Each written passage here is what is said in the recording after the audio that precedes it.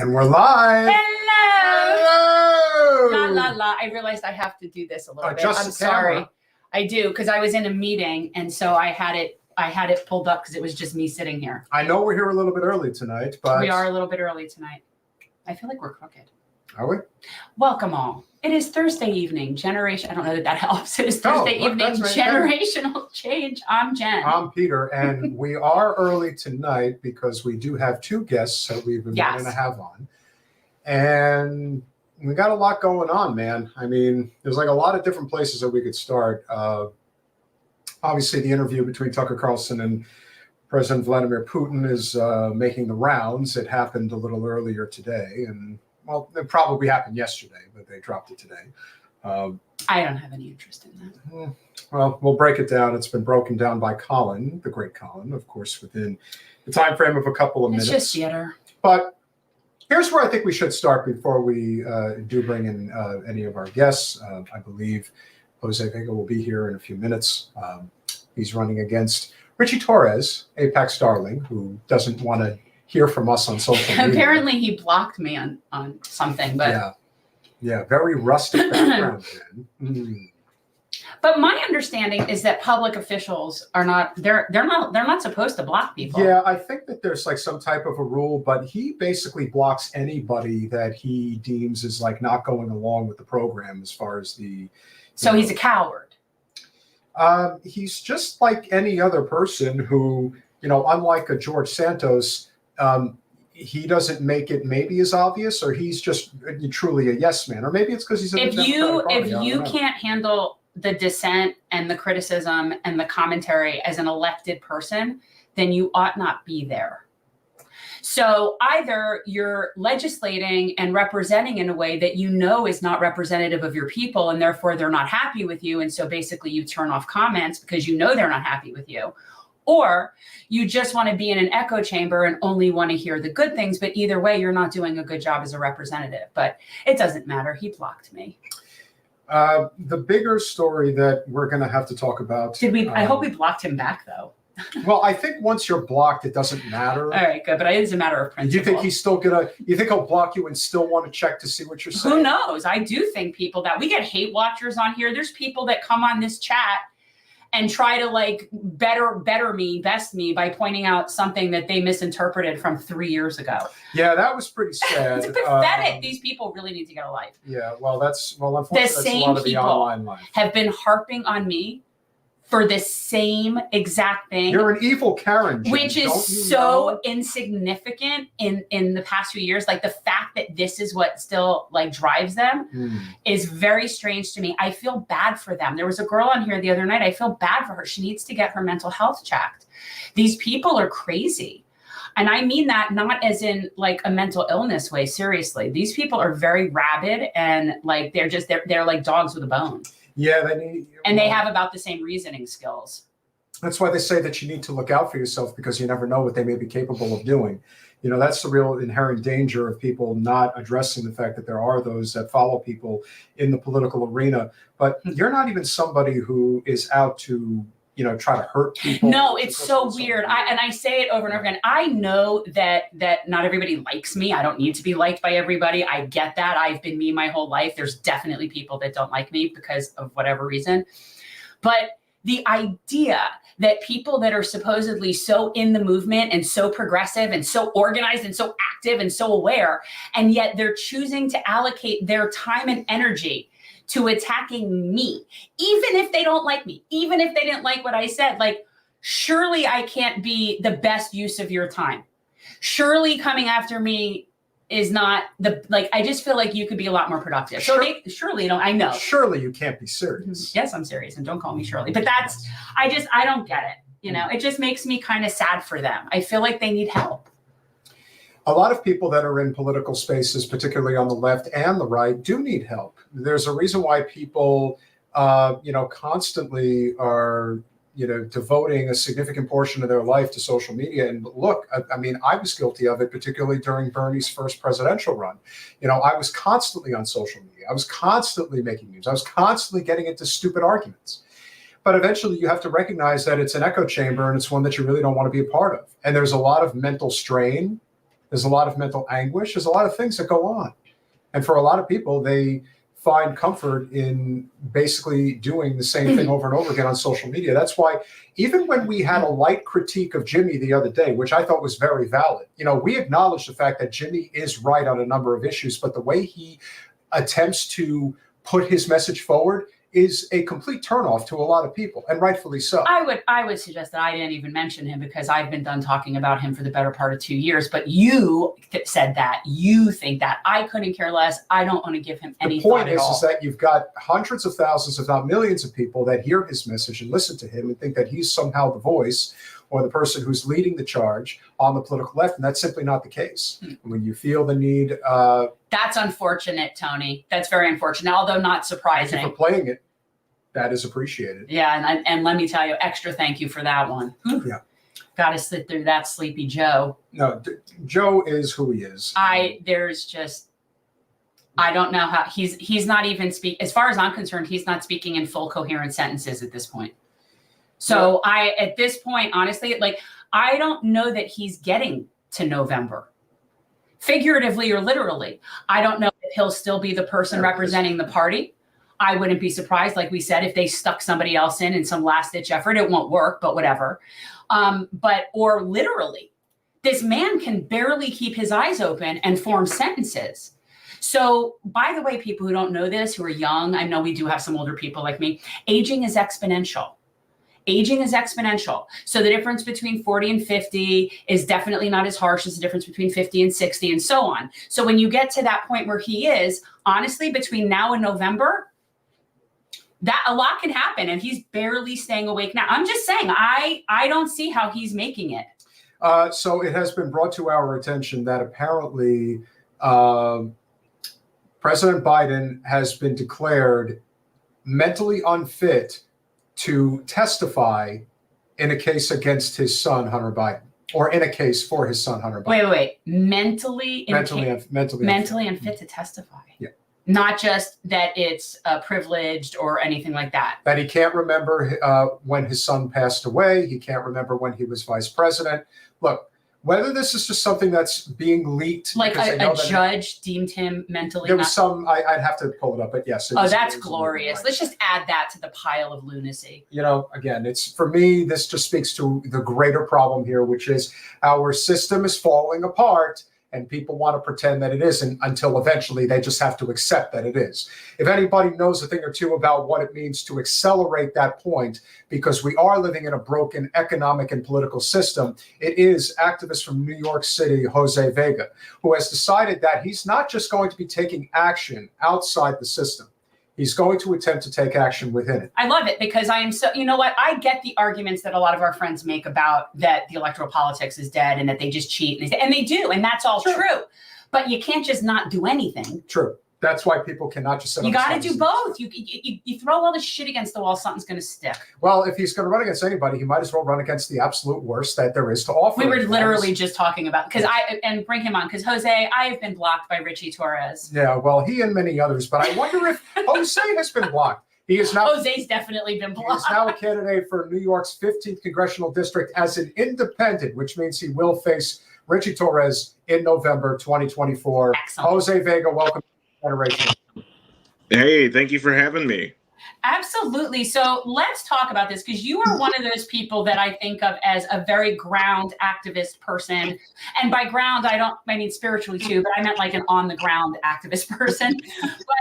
And a lot of that community is definitely very jaded about electoral politics now. And so what was the impetus where you decided to cross over that line? Because it's ridiculous. Like, it's ridiculous theater of cheaters. Yeah. Well, good question. I mean, where do I even start?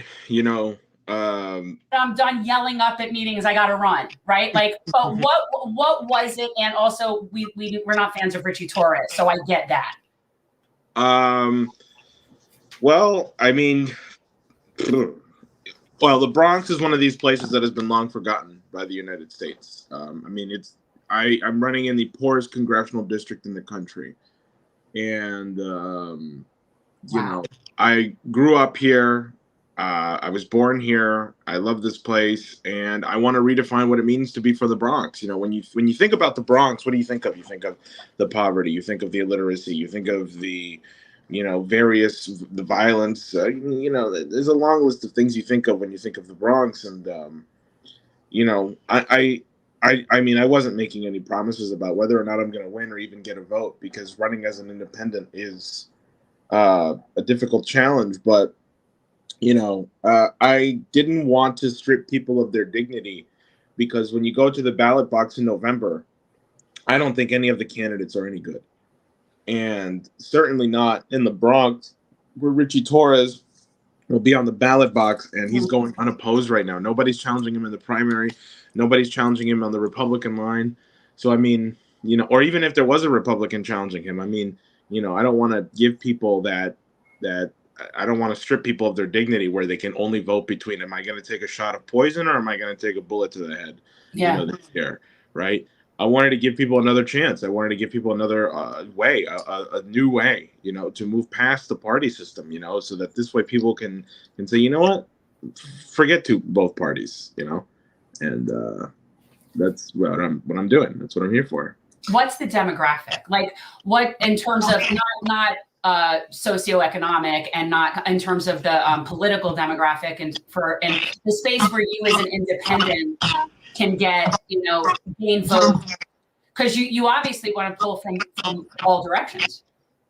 Yeah, well, it's 97%, Black and Hispanic, and almost all of them are Democrats, which, like, hey, so what?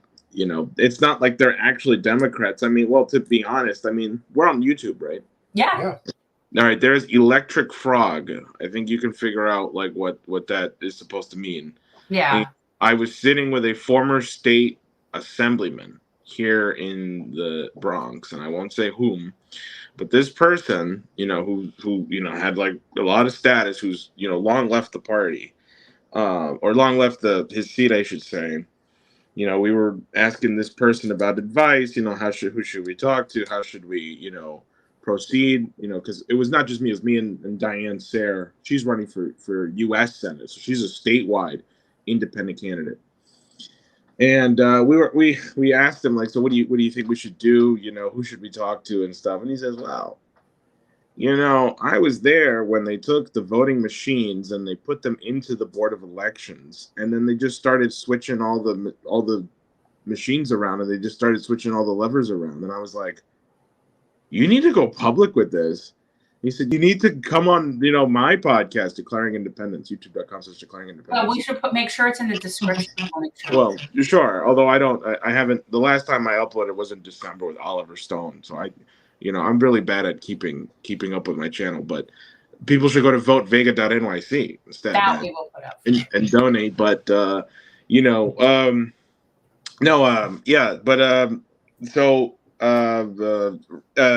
he was just telling me, like, story after story. He was explaining to me what they were doing with the mail-in ballots, like people like Espaillat, who's a congressman, New York 13. I'm running New York 15 against Richie Torres. What their team was doing, supposedly, allegedly, again, I don't want to be held accountable for this, but I do kind of remember this, I think. But again, I could be wrong. Just putting my legal, in there.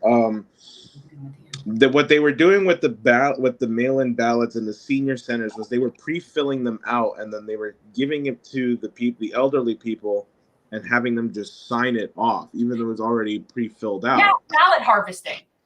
We actually have people down here that specialize in that. We're very familiar with ballot harvesting down here in Florida. There's a lot of elderly. Yeah, well, there you go. And so this, state senator told me that one guy who was able to beat the machine because he had such a big force behind him was somebody named Gustavo Rivera, who's still in, We love him. Good man. We love Gustavo. Oh yeah, here in New York, local politics. You guys know him? Oh, We yes. do, because he was a sponsor for the New York Health Act. So we've had him on a couple times. Oh yeah, really? Okay, well, I gotta talk to him, but maybe you can connect me.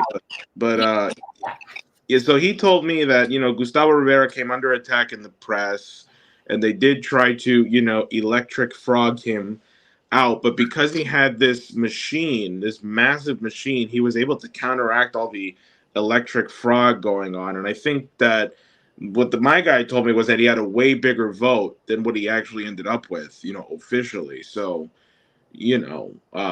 I guess in order to win by the skin of your teeth, you have to get like 80-90% of the vote or something huge, I guess, which to compensate for the election frogs. Exactly. Electric frog. Electric frogs. That's yes. right. Yes. So, Jose, how do you find going to these events now? I've seen you out, obviously, with our friends Russell and Keaton from Due Dissonance. And, I know that when you go to the Upper East Side and places like that, you're going to get the type of response you would expect to get. But I'm also wondering if a lot of people are coming to terms with the fact that the system really is broken. Yeah, and I think that's why there's such a low voter turnout in New York City when it comes to electoral politics, and like there's a low voter turnout in the Bronx. I think has one of the worst voter turnouts because people have no faith in the system anymore, and I don't blame them. Like I really don't blame anybody. I think our last mayoral election, Eric Adams won with only like 14 or 15% of New Yorkers actually voting. Right. So think about that. Only 15% of eligible people who can vote went to vote. I mean, on one side of the coin, I get it because, what does electoral politics do for people, and what are the choices? At the same time, people do have to go vote, and if you're not happy with what you got, I mean, you go vote. But how do you actually get people to vote and restore faith in the system? I mean, personally, ideally, paper ballots, I think, are just the way to go at this point. Anything digital, anything that can be manipulated, you just cannot have trust in that anymore. So, that's part of the reason why I wasn't promising people a win or let alone even like some kind of significant vote, because what they can't have is somebody like me coming in who's an independent, getting any kind of vote would freak them out. Yeah. Right. Would absolutely freak them out because they'd be like, oh, shit, we can't control what we thought we could control anymore. So they have to keep the illusion that people don't want independence up. But, I'm here to fight that. I'm here to, I'm not just trying to be the underdog. I mean, I'm trying to like really overcome whatever obstacles people are trying to come at me. And I'm not trying to play victim. Like tonight, for example, I was in the middle of writing letters to all the donors. I have a Polaroid camera, so I've been taking pictures of my cat. So all my donors will get a unique picture nice. of Ozymandias. And, and then my ceiling in my apartment started to leak. I'm not kidding. Like my router and modem box were just like shot and ruined. And like I put some footage up on, and then I made like this angry video, and then I deleted it. I was like, okay, no, it's too emotional. But I'm working on a more proper response, and I'm also waiting for people to finish watching the Tucker, interview, the Tucker Putin interview, so that I get the eyeballs on my account. But but I bring that up because there's this leak happening, and I had to. Where I am right now is my office, and a lot of my equipment has been ruined now. My microphone and stuff. I mean, I'm talking to you on my phone. It would have been on my MacBook, but and I also don't think it's a coincidence either that like I only announced a few days ago, and then all of a sudden this happens, and the super is like, I don't really know what happened here. It didn't come from upstairs. Like it wasn't something the upstairs neighbors were doing, so they don't really know what happened. He thinks it's something with the rupture of the heating system and the hot water, who knows? But so I'm just gonna keep moving. I can't stop. I gotta go. You know what I'm saying? And so like I was angry in the moment. I sat with it. I let it go. I cleaned up. The leak finally stopped, and I'm like, we got a campaign to run here. You know what I'm saying? I gotta keep going. So, but that's the reason why people should donate. Yes, guys, support. But I will tell you, when it comes to this stuff, there's no coincidences. There's no coincidences. And what's interesting is like for me in particular, I can actually time the responses from the action. Every action has an equal and opposite reaction. And so I know that if I'm going to call somebody out, that there will be a certain lag time and then there will be some consequence. Something will happen. And it'll be something weird that you would never think was associated with anything, but it is. And so I fully understand what you're talking about. And always remember this, just because you're paranoid doesn't mean you're wrong. Oh, absolutely. Absolutely. Absolutely. Absolutely. And it's good fodder for me too, you know? I'm just going to say it's not a coincidence because, you know, these people are so scummy here in the Bronx, you know? I mean, it's not something I haven't dealt with before, but there's a reason why Democrats have such a stronghold here. And it's not because people actually like them. No. Okay. And, you know, you want to talk about like, you know, corruption. I mean, New York City has a tradition of corruption, you know, in the electric area, Tammany Hall, you know, it goes way back to that system. I mean, you know, it's got to be fixed and it's got to be addressed in order for anybody to ever who wants to run, even if they wanted to run in the party system, because like that's what the state's assemblyman was telling us. Like that guy was running in the party system and they were still rigging it up, you know? So, yeah. We are very familiar.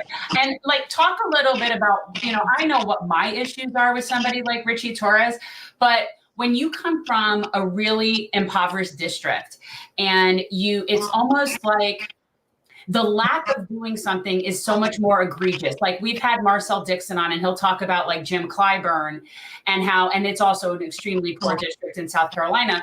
And he's been there for 30 years and yet it just keeps getting poorer and poorer and poorer. So when you come from these particularly vulnerable districts, it really hurts when you have a complete corporate shill. Yeah, well, exactly. Well, you know, I've noticed something that, like, if you look at the Congress and you look at who has a lot of power in there. So Nancy Pelosi was the Speaker of the House, and she's also at San Francisco, right? Yes. I mean, San Francisco is, like, falling apart right now. Then you look at Hakeem Jeffries. Hakeem Jeffries is the minority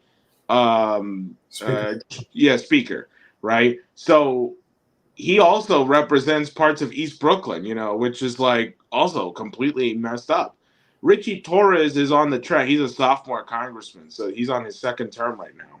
He's also a sophomore here too, but he's on track to being like a power Democrat, you know, because he's I think co-chair of the China Watch Committee. You know, him and Mike Lawler are on the board of this stupid committee to oversee, you know, China, you know, and make sure that China is not, you know, whatever, acting as our enemy or something. It's like you say overseeing China, and I'm thinking, what are they doing? Are they going to be doing a dance? Maybe an interpretive poetic reading. I would be watching them if they were doing something interesting. I don't understand why they're 5,000 miles of high-speed rail. Whatever. I'm just saying, like, if you right. I'll watch them, but are they going to do something entertaining? Like, what are we watching them for? Yeah. So, you know, you know, he's also, this is the other thing too, what people don't know. I don't know if the laws is the same in Florida or if this is just true for any FEC compliant candidate, any federal candidate. You can roll over money from a previous election cycle and keep it in your chest. My guy's got like, I think like something like $7 million in the chest right now. Right. You know, something completely absurd, you know. You know, our donors, you know, we're almost about to break our first 10,000, which I mean has been like amazing. You know, we are people powered. You know, what's that thing Bernie Sanders said? Average donation is $17. The average donation when I ran for president of the United States was $27, and that's why you had to contribute. And it made a difference. 200,000 people donated. Okay. That's where I think we're somewhere like that. Yeah, $17 or $19 right now per donation, which is like, you know, amazing. And that's why I'm writing, you know, letters and getting everyone a Polaroid of my cat. I'm trying to make my cat the mascot of my campaign. You know, I think people like cats, and Ozymandias is. We have a dog mascot, but I understand what you're saying. There you go. So you get it. You get it. See, look. This is us. Oh, okay. See? And it has our little logo on her collar. The number one. Oh wow. Maybe I should figure out some kind of branding with my I'm just saying, once the cat becomes like a personality, stickers are very appreciated. The number one priority of the campaign is the ground game, especially grassroots with limited funds. When the baseball season starts up, I would be handing out cards and whatnot outside Yankee Stadium basically every game. Oh, that's a good idea. He's good at that. That's a great idea. Are you trying to be my campaign manager? He'll help. He has great ideas all the time. How much freaking time do you think I have? If you have an idea, you'll share it. I will it. always share ideas. That's all I'm saying. I'm not saying go to work. But, Jose, let's get into an important issue here because I get so sick and tired of looking at the bullshit that people spew on social media. But can you just address this whole LaRouche thing, what that's all about? Because I'm not really familiar, but people like to throw that at you and say that's what makes you a bad person. As far as I'm concerned, you're the only. Okay. LaRouche is what makes me a good person. Yeah, we're having kickback, but I don't think it's on us. I think it's because he's on his phone and he doesn't have his regular system. It's not on our end. Can you hear me? Yeah, we hear you. We just get feedback when we're talking. Let me lower the volume on my phone. Yeah, that's probably it. I'm sorry. There we go. Okay. Go ahead. We'll see how that works. I might have headphones somewhere, but I have headphones. Perfect. Okay. No, it's good. Leave it. It's fine. When I observe certain social commentary about what's going on, and I look at what you've been willing to do, what Russell Dobler's been willing to do, the system's breaking, ladies and gentlemen, and people that are in comfortable places need to hear this. Because if you think you're immune to what could happen when everything completely falls apart, you're wrong. And so going to places and calling out people like Rachel Maddow are absolutely necessary. Yet the thing that people want to put out there pertains to this idea that you're part of the LaRouche cult. Yeah. And I am not one to comment on it because I don't know about it. So feel free to share with us what this supposed cult is all about. Yes, let's hear about a cult. Me being a part of the LaRouche cult is not what makes me a bad person. The things that people like about me are because of my association with Lyndon LaRouche. Okay. That's what it is. It is not, it's not like, Jose's a great guy, but maybe he should disassociate himself with Lyndon LaRouche and the organization. No. Lyndon LaRouche started an organization way back in the 70s called the National Committee for Labor, or the National Caucus for Labor Committee. And over time that has evolved into the LaRouche organization, which I think was only officially took that name after he was wrongfully put in jail in 1989. And he was there until 1996. I mean, this was one of the biggest cases ever. It involved George Bush, it involved Henry Kissinger, it involved the CIA. And the first time they took him to trial, not in Alexandria, Virginia, but I think up in Roanoke, they declared a mistrial because they were about to get permission to unseal some documents that were found in George Bush Sr.'s safe, which would have blown open the whole thing, that they were actually targeting him. And then they declared a mistrial. So then they retried the case down in Alexandria, Virginia, in what they call the rocket docket, and then a month-long trial with a corrupt judge just sent him to jail. And his associates were put in jail for long year sentences, like Mike Billington. There's a book about this. Was sentenced to jail for something like 77 years not for mail fraud, for conspiracy to commit mail fraud, right? So it's not that he actually stole credit cards. It was the fact that they thought he was going to steal credit cards. But, that's why he was put in jail. Now, my association with Lynn has to do with his ideas, and his ideas are very simple. We can actually collaborate with nations around the world through mutual development. We don't need to go around the world telling other countries what to do or being imperialist to them or saying or starting a war if we don't like what they're doing or killing their leader if we don't like what they're doing, So what? I've never heard of this. I have no idea, who you're talking about. I mean, I know, the basis where you're talking sounds like to me it's somebody who is an actual leftist and therefore becomes the target of political persecution. Yes. Because that's generally how it goes. And I've seen that a million times. But I don't know why you're calling that a cult. Like, I guess I'm not understanding why. That's what people are calling it. Because again, people are going to come after him. But what is that? Is that like calling you a socialist or something? Like, no, he's not a socialist. I mean, he was a socialist in the early 70s, and then he wasn't. Back when he was calling himself Lynn Marcus, yeah, they used to be socialist. I mean, I have some of the material from the 70s. Because people are into labels. Like, so what are they like? What would they be saying in a negative way in terms of what does that association mean? Like, why is that negative? Like, why would somebody be portraying that as negative? Like, I'm literally, I have no idea. Well, that's the thing, right? Lots of people call Lyndon LaRouche a cult, but you will never find a concrete reason as to why. Because this goes back to the attacks on him in the late 80s in what was called the John Train Salon that was funded by projects like the NED, the National Endowment for Democracy, and Henry Kissinger, who had led this committee and the FBI. The FBI had a Get LaRouche task force, which was also part of their Operation COINTELPRO. Are you familiar with COINTELPRO?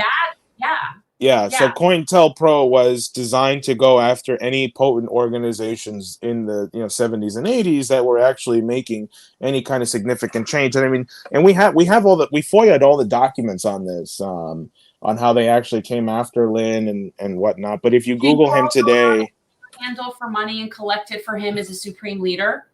No. Okay. Do people Jews for Jesus? No, but that to me is what a cult is. Otherwise, because to me, when I think of a cult, I think of people that are basically funding a grifter. But if you're not funding somebody, then there's no grift. It's just an opinion. It's only when you're right. Like, so I don't see why anybody would call just believing what somebody else believes a cult. But I'll tell you what's a bigger issue and one that cannot be ignored. And I'm sure you would love to speak upon this. We've been hearing nonstop all week about the border crisis. And I do believe that there is, without question, a serious issue there. The problem is that the solution, the bill that is being put forward, is not actually a border security bill. It is a endless war bill disguised as a border bill. And it is Democrats that are complaining that the Republicans don't want to pass this bill. And yet it's like 85% of it goes to Israel, Ukraine, and Taiwan, I want to say. So the audacity of this broken system, and for those who are especially of the liberal class who pretend that they're better than the other side, it really speaks to just how broken the system has gotten to this point. And pretending that we do not have an endless war problem in this country in both parties, particularly with the Democrats now. It can't be ignored anymore, much less how Biden has allowed a genocide to transpire. It seems that they're so effing bloodthirsty for this shit, and it's just really hard to wrap your head around. Yeah. The border crisis issue, I mean, first, there needs to be a recognition of why there is a border crisis to begin with. How many countries has the United States cooed? How many countries have we killed their leaders in? How many countries have we destabilized? Right? And then people wonder why we have all these immigrants coming in, and then the United States is about to pass some stupid bill that says restoring human rights in Nicaragua Act or something, and it says we're going to sanction Nicaragua until they do what we tell them to do. If they do that, don't you think there's going to be more Nicaraguans showing up at the border? So we don't really want to stop that. I have a theory that when you're as powerful as we are in terms of you can kill that amount of people, you could just as easily be stopping problems that you really want to stop. And I just don't think we really want to stop it. And personally, I don't see it as the problem that people do, other than in how we treat people. See, how we treat people, that's the problem. Yes. The fact that when people call people illegal, it infuriates me. Okay. I agree. People may be committing crimes, but they're not illegal. And the only reason they're committing a crime is because you're nationalistic and have issues with sharing space and you think the world is a friggin' pie. But for me, there is no solution outside of addressing how we treat human beings. And that's it. We could discuss all the different legalizations and formats of citizenship. We could talk about all that. And it's all that's negotiable. but it is not negotiable how we treat people. See, this is my problem. Like, I think we should be building dorms, setting up job training, like whatever. I don't know, like building a campus, like maybe like a you know, foreign immigration collegiate, I don't know, something like housing, providing healthcare. Like, that's what I would be doing. I'd be offering food, you know. So the issue isn't the legal and the politics. That's the distraction. The issue is that we're allowed to treat human beings this way. That's what it is to me. And I don't care what their solution is. So, you know, my official policy on the migrant issue is, well, it involves the nation, because when you look at the United States and you look at how far behind the entire country is in terms of infrastructure, we don't have high-speed rail. We have a big lack of housing. I mean, you know, don't even include the migrants in that. Did we have enough housing for the people here? Of course not. Not right? affordable. Oh, we have housing. We just can't afford it. Oh, sure. Right. A lot of the units in New York here are empty. They're just empty units sitting around. Right. But, you know, you don't have enough hospitals or hospital beds. I think we only have like 0.5 hospital beds for every 1,000 Americans or so. So should there ever be a time, and the Hill-Burton standard, I think, was something like 2.5 or 3 beds for every 1,000 Americans or so, which was part of the reason why you had so many people dying during the COVID pandemic. Not necessarily because the disease itself was so lethal. It was just that, like a flu, it can kill you if you get dehydrated, if you're not looked after, if you don't get the right medicine. That's what killed people during COVID. Now, my official policy is, look, you look at how far behind our infrastructure is, right? And when you actually start mapping out, okay, well, we need to build lots of housing all over the country. We need to build new cities, because the last city that was built in the United States was Las Vegas, I think, or Reno. One or two, you know, some gambling city. Yeah, right. I think it was Las Vegas. And you look at the fact that we've shut down schools, we've shut down hospitals. So you map the entire country and you say, okay, well, we need to build high-speed rail. Who the hell is going to build all of it? And you're going to say, our population, we don't have enough people to actually build these things, that we will be begging other countries to come here. We will be begging immigrants, like, listen, we need your labor. So in exchange, to train you and give you citizenship, you build up our infrastructure, and in return, we'll give you some temporary housing so you can build more permanent housing. We'll pay you for the training. That's the exchange we're going to do. That's my official policy because look, my parents were immigrants. You know, I'm more like refugees, because my parents were. My dad was drafted to the Salvadorian Civil War when he was 15 years old. So this was in the early 80s, and that was a population war that was started by the United States. And the Salvadorian Civil War conflict is like one of the absolute worst conflicts in Central America. They're still not right there. They're still not right there. Until recently, Bukele has made things so much better now. You know, Bukele lowered the murder rate. That's new is what you're saying. Because that, like, El Salvador. Yeah, that's what I'm saying. Yes, right. Growing up down here, always kind of we've created a shit show there. MS-13. Jose, that's right. Well, you know, Bukele put, I think, like something like 50 or 60,000 of those gang members in jail now in El Salvador. You know, and that, I mean, like, yeah, no. El Salvador now is one of the safest places to visit. And this was all done in the last 2 years. I mean, good. It is very good. And not only did he take away the violence, but what he did was he started a highway project so that every rural village that could not be accessed by road can now be accessed by road. Before Bukele was president, only 50% of the entire country had access to clean water. Now 99% of the country has access to clean water. We're losing access to clean water here. Yeah, exactly. So, you know, and I, you know, people have this this problem where they're like, is Bukele a leftist? Is Bukele a right winger? He's just doing what government should be doing, you know? Stop labeling. So we had a question in the chat. I'm a big proponent of the idea of a federal job guarantee. So one of our people wanted to ask your thoughts on the idea of a federal job guarantee, but it sounds kind of like what you're talking about almost for immigrants.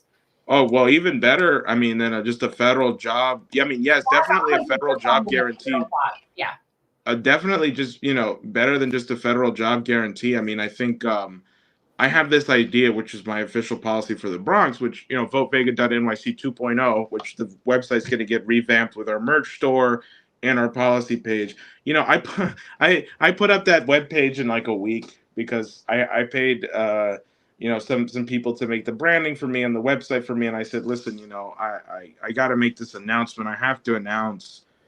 Can you make a website and branding in a week? And they were like, oh yeah. But they did it anyway. It is a lot. So, hope that now that we've collected some more donations, now we have the time and the resources to make votevega.nyc 2.0, which includes a policy page.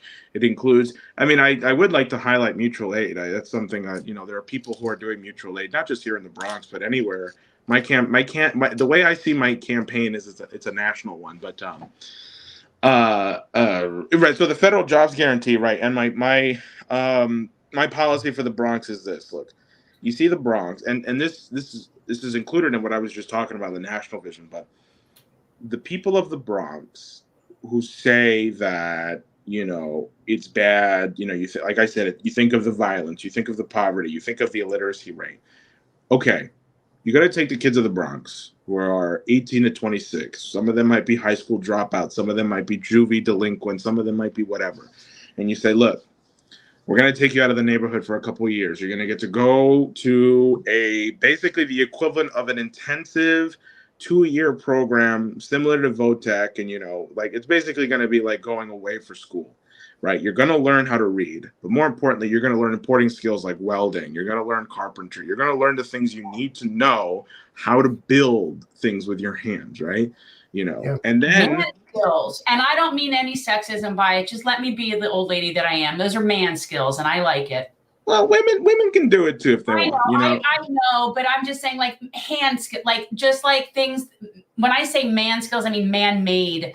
Like things that humans do. That's what I'm saying. It's not like, like person skills. There you go. But we need an influx of people who want to be nurses also. And that can be men and women, but more women will be interested in doing that than men. And we should include that in this kind of thing too, because who's going to staff up these hospitals? But caregiving has to be included with technical and vocational. We were talking about that recently. You have to, right? You absolutely have to. But and then so you take them away for 2 years. Of course, they can come back anytime they want, but you know what I mean. They can sleep. It's like going to boarding school almost, right? And of course they come home for the holidays, like it's a university, Thanksgiving, holidays, whatever, and they won't ever be too far. And so you give them the skills that they need to build things, and then and then you're going to tell them, okay, now you're going to pay us back, but you're not going to pay us back with money. The 2 years of training we gave you, you have to build a national. We have a national project. So you're going to go back to your community. Your community needs X amount of hospitals. There's a school that has been complaining for years now that they don't have clean water or they don't have heating. You're going to fix that. You're going to fix, you're going to build more schools. You're going to fix the subway system. You're going to build more subway lines. You're going to expand the infrastructure in the surrounding area, not just of the Bronx, not just of New York City. And then we're going to export your skills if you'd like. Then we're going to offer them a contract and say, okay, you did your 2 years. Awesome. Great. You did the projects. Would you like to keep working with us, and export you around the country? So now you have like these traveling people who've learned their skills going around the country, building things, or even more importantly, setting up other chapters like the one that was set up here in New York so that they can then, build these things up in Detroit, Oakland, in the areas that have been really suffering, and that to me is kind of like my idea for a modern day CCC. This is FDR's, Civilian Conservation Corps. Only I would call mine Space Civilian Conservation Corps, because the idea should be that these kids learn the tools and the trade, and they learn the craft and the skills needed as if they were building advanced manufacturing components that could be used one day, whether we're going back to the moon or Mars, like to have the knowledge to be able to think in such a way that they can advance things forward, so that they can think like, okay, well, what if I were going to build something on the moon? To have that level of creativity that they can apply here. That's my federal jobs guarantee, and I'm just giving you a 3-minute warning here. Yeah, no, I think that's great, and we have one more. So you do understand modern monetary theory? We have someone that wants to make sure you understand modern monetary theory. What that's about? Oh man, yeah, I've had like 3 people try to explain it to me, and then I'm always just like, I don't believe in modern monetary theory. I mean, but then I tell them what I believe, which is that I think I'm a Hamiltonian. And the reason I'm a Hamiltonian is because of my association with LaRouche, right? So in his book, The Earth's Next 50 Years, which is where I kind of get my ideas from on what I'm talking about, he says, the number one question is, how are you going to pay for these things, right? How are you going to pay for people to go get training? How are you going to get paid? How are you going to pay people to do these things? And my answer is, well, first of all, we already have wasteful spending with $1 trillion defense budget. One single drone costs like $27 million. But beyond that, and the fact that our country is in like crippling debt, you have to restructure that debt. You have to put our country through controlled bankruptcy, and you need to pass Glass-Steagall, which would be a separation of speculative banking versus commercial banking. All right, you need to have a national bank that its only job is to issue credit to these projects, right? These mega projects, because a high-speed rail is not going to be immediately profitable, right? It's going to cost a lot of money to make it. You won't see the return on profit immediately, but over time you will. Over the next 20, 30 years you will. But the real return on profit is not the monetary aspect. It is the productive aspect. I mean, how much more productive could I be if I could get from Philadelphia to New York in half an hour, or New York to DC in 1 hour, or heck, to Florida, in 4 hours or something, right? Be cheaper than an airplane, right? So that's my idea of economics, that the money itself is not the thing to focus on, but rather the money is a vehicle to get things done. So. But if you want to try explaining modern monetary, well, it's not so much like that it's a theory, is that it's just they call it a theory, but it really is just how things work. The concept is, our federal tax dollars, they don't pay for anything. When the government takes out your federal taxes, it goes nowhere. There's no lady sitting in an account counting all the tax dollars and deciding, okay, we have this much money we can spend this year. That's not how it works. The government decides, the federal government decides what it wants to spend money on, and it just issues it in existence by computer, sending it to wherever agency or wherever it's going. It's not endless printing of dollars. It's not something that affects inflation unless you run out of actual real resources. And this is how things work. When people blame things on debt and deficit, or tax dollars, or we're paying for this, that's all part of the sham that we've been taught our whole lives. Austerity. It's just not real. It makes us all be fighting over dollars that don't need to be fought over. The only resources that matter are our actual resources in terms of labor and natural resources. If we have the ability to do things, then the actual printing of a piece of paper is not the issue. And so federal tax dollars do not pay for anything, ever. They go nowhere. Okay. State tax dollars and local, that states don't issue currency. So yes, they have to tax to raise money for their budgets. But federal, no. There is no link. Debt and deficit are terms that are used to scare people into austerity. It's not that's all a fiction. Let me tell you something, my brother, before you go, because I know you got to go. If there is a part of the country that desperately needs to hear what modern monetary theory is all about, it is the Bronx. Well, let's keep talking about it, and then I can talk to Steve Grumbine. Let him. Seriously, and there's definitely books to read about it. But the reason it's important, Jose, is all the things that we want to do as people that want to pull things to the left. All of these things, that how you're going to pay for it argument, that was all just a sham to set us up for austerity to fail. We don't need to worry about that. We can afford everything we want to do. Now, again, I'm against all those wars. I don't support them because I don't support them. But us paying for them does not take away our ability to pay for everything else and have healthcare and have education, because it's all a fiction. If we could pay for Israel to have universal healthcare, we could have it too. Right. So it's just learn this, because it's important. Because when you're talking about programs like we can do this and we can do this, and people question that, it's like, no, of course we can do this. I don't need to make sure to raise X amount of dollars this year so that we could afford to eat. That's not how the country doesn't work like your household, right? That's not how this works. Yeah, but then people on the Upper East Side wouldn't be able to thumb their nose at people who live in the Bronx. What good would that do, Jose? They wouldn't feel so right. important anymore. Just be aware, because the powers that be have been selling us that same crap for generations to keep us from asking for things.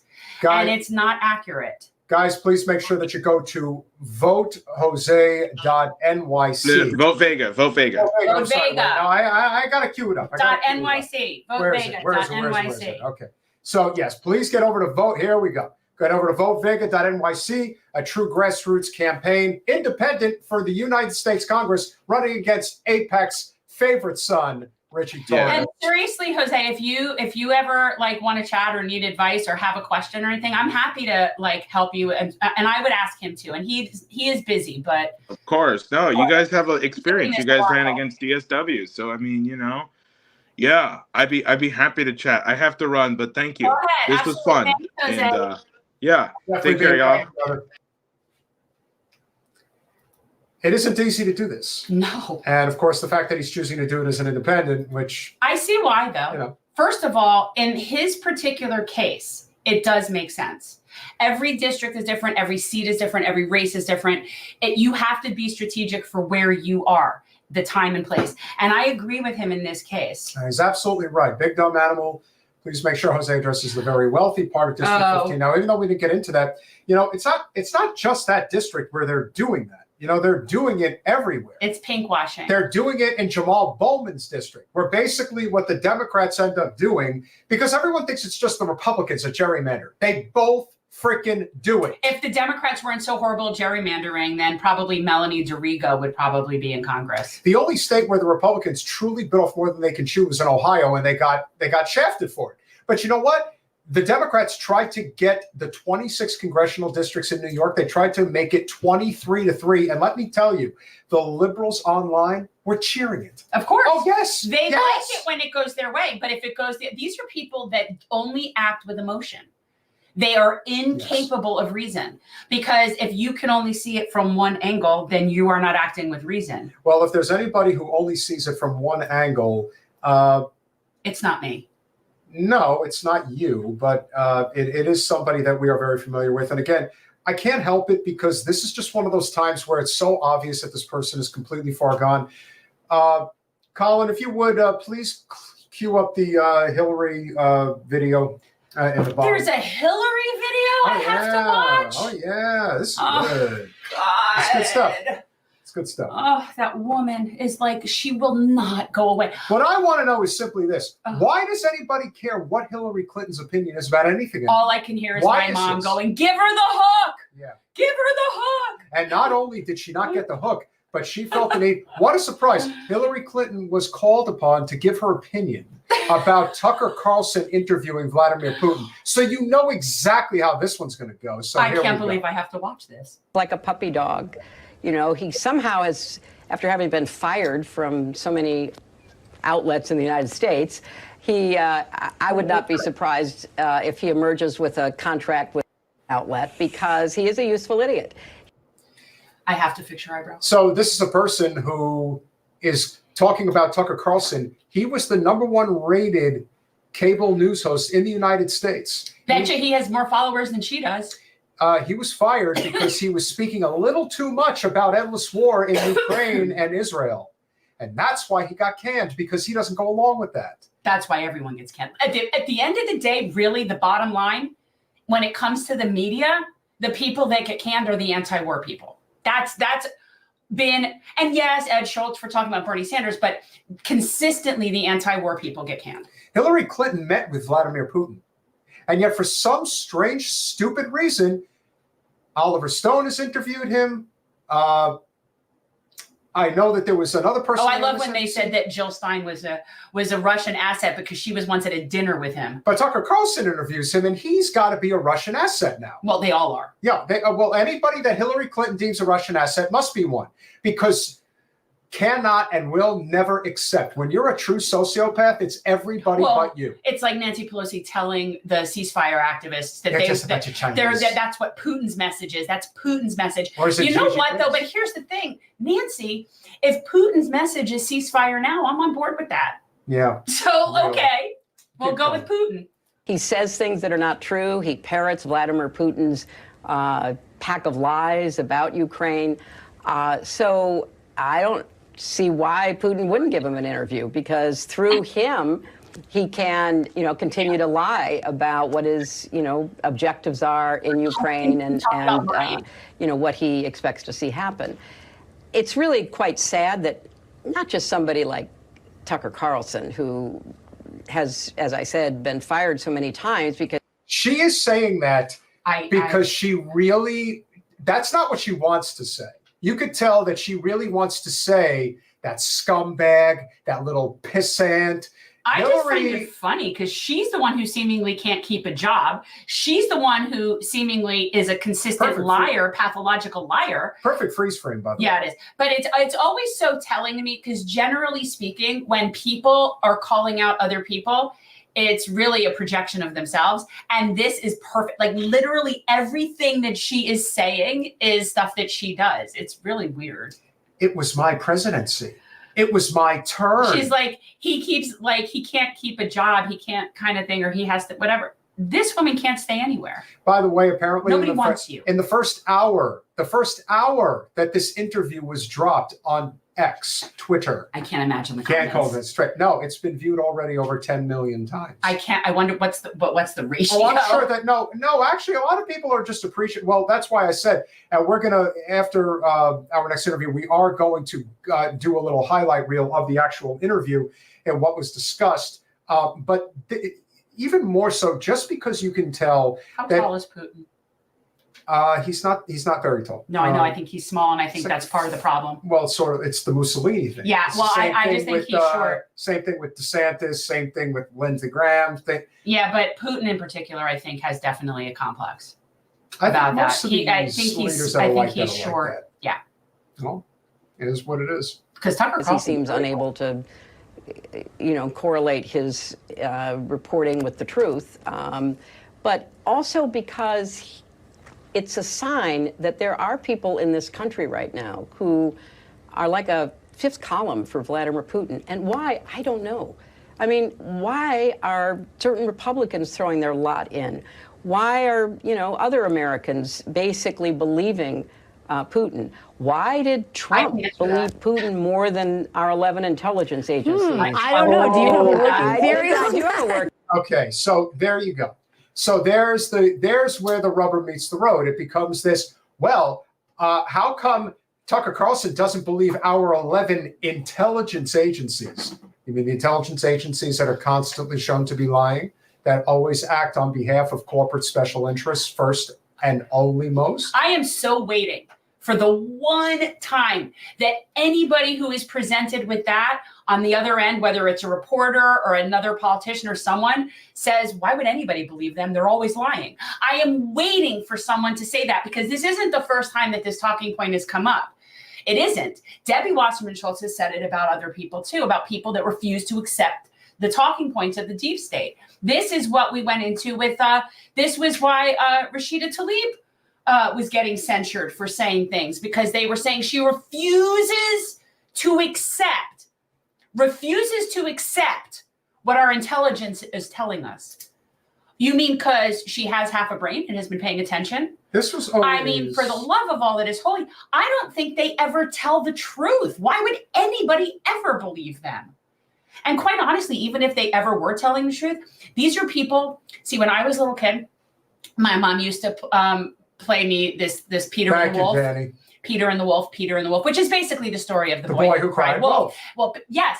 And this was always something that was just very, as a moral, always in my head. And that is the problem with all of these agencies, is that when all you do is lie, even if you're telling the truth, I'm not going to believe. This is a thing with Israel. This is a thing with, I will never believe anything they ever say. I will never believe what our intelligence, why would we?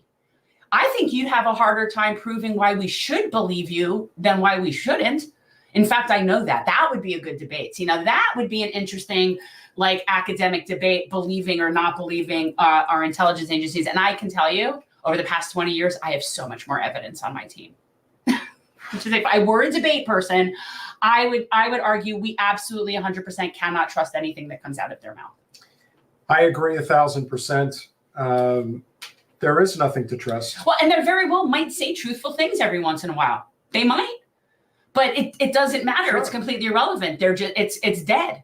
They will never be able to rehabilitate that agency. It shouldn't even exist. But I digress. Hillary, again, is somebody who is going on a network that is dying in terms of its ability to grow, in terms of its ability to attract viewers that do not have a one-track mind or constantly need to be, told that their viewpoint is completely correct at all times. And there are those who really believe that the intelligence agencies are benevolent and that whatever they're doing is correct. I've said for the longest time, the most disturbing thing I ever saw at the start of Trump's presidency was when Bill Maher, yes, Bill Maher, interviewed John Brennan and couldn't give him a tongue bath harder if he tried. John Brennan's one of the worst spooks this country's ever seen. I just don't know why. But all because you hate Trump. All because of that. I don't understand why you can't walk and chew gum at the same time. It's really easy. I can show people how to do it. Like, I've always thought Trump is disgusting. I don't like him. I will never vote for him because he's gross. But I can also appreciate that other things are true. I don't understand. Like, why is it so difficult for people to believe two things simultaneously? He's just completely unmasked the entire thing, the entire system. But weren't we all alive for weapons of mass destruction? By the way, I knew that was bullshit then. I'm on record with that. I am I have witness. I knew that was bullshit then. I was very patriotic after 9/11, but as soon as the words "we're going to go into Iraq" started, even at 1920, I knew it was bullshit. Well, the truth is, as soon as the second plane flew into the tower, I knew that this was where this was going. Like, I knew that would be used before it even happened. Like, I saw the entire thing flashed before my eyes when I saw the second plane hit the second tower. Like, I'm like, that's it. There you go. There's false flags all up and down. Conspiracy theories starting. Wars are going to start. Like, there it goes. And they will not stop. And now I did not predict the Patriot Act, although that was a nice little. And there's a good little button to end this topic on, which is at the end of the day. A lot of people thought that the Patriot Act was conceived after 9/11. No, it was on the shelf for years and years and years. Yeah. That was a goodie. You don't come up with something like that. So, in fact, most of the people still haven't read it. No, how could you? I don't recommend it. It's very boring. Well, why don't you just do like Speaker Pelosi says, we have to pass it before we can read what's in it. And that's what she said about Obamacare. Can we at some point find the clip of her giving the hand shoe motion to our friend Medea Benjamin, which just Colin, if you can cue that up. Can I please? That was good. I would love for someone, and I've said this to him before, I would love for someone to do that to me in person. I would relish in the opportunity for someone to do that to me. I would actually relish for the opportunity to be standing next to Medea while someone does it to her. I would actually like to be there for that. Are you kidding me?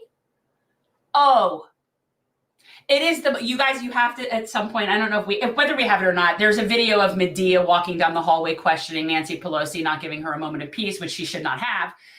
And Nancy is as elitist and disgusting as would be expected. There's no volume, but that's okay. Volume? Look, did you see this? Shoo. She shooed Medea. These people have no concept of themselves, of the world. It's really like Marie Antoinette kind of shit. Like this is out of something out of a movie. Oh, don't worry about it. It's nothing to worry about. But guys, if you get the No. Thanks for trying, Colin. Like they're of course following Nancy Pelosi down the corridor, trying to get her to, have a brain about Palestine or about I think it was about Palestine. But voting yes or no? Are you going to vote no on the money? Are you going to vote no on the money? Are you going to vote no? $1 million. Are you going to vote no on the money? Congratulations on making money on it. We're not. We're not from China. We're not from China. They're like, we're not from China. Here in the United States.